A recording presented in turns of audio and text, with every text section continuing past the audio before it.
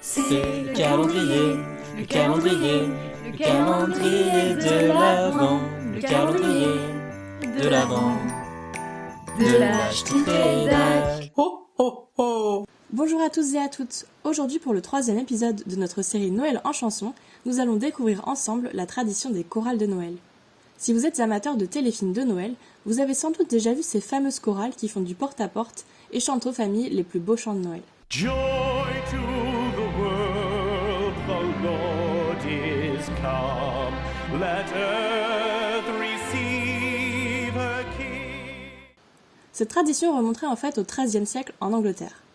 À l'époque de la société féodale, le porte-à-porte n'était pas encore accompagné des chants de Noël. Le voisinage se serrait les coudes pour affronter le froid de l'hiver en se souhaitant bonne santé et en s'offrant une boisson chaude épicée. C'était l'ancêtre du lait de poule, cette boisson à base de lait, de crème, de sucre, de jaune d'œuf, de noix de muscade et de cannelle, très célèbre aux États-Unis. Les chants de Noël font ensuite progressivement leur apparition dans la religion catholique grâce au saint François d'Assise. Ce religieux italien réformiste serait à l'origine de l'introduction des chansons dans les célébrations de Noël.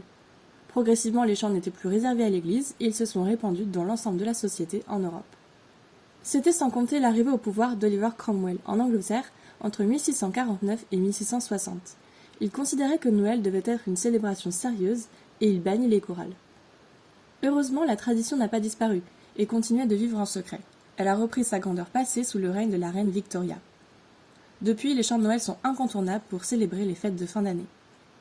Selon la légende, les chansons de Noël ou Christmas carols en anglais viendraient du nom de Carol Powles, une petite fille anglaise qui aurait disparu à Londres pendant les fêtes de fin d'année au XIXe siècle. Les Londoniens seraient alors partis à sa recherche en porte-à-porte tout en chantant pour rassurer sur leurs bonnes intentions. Maintenant que vous savez tout de l'origine des chorales de Noël, je vous quitte sur cet air incontournable, 12 Days of Christmas. On the first day of Christmas, my true love gave to me a partridge in a pear tree. On the second day of Christmas, my true love gave to me 2 turtle doves and a partridge in a pear tree.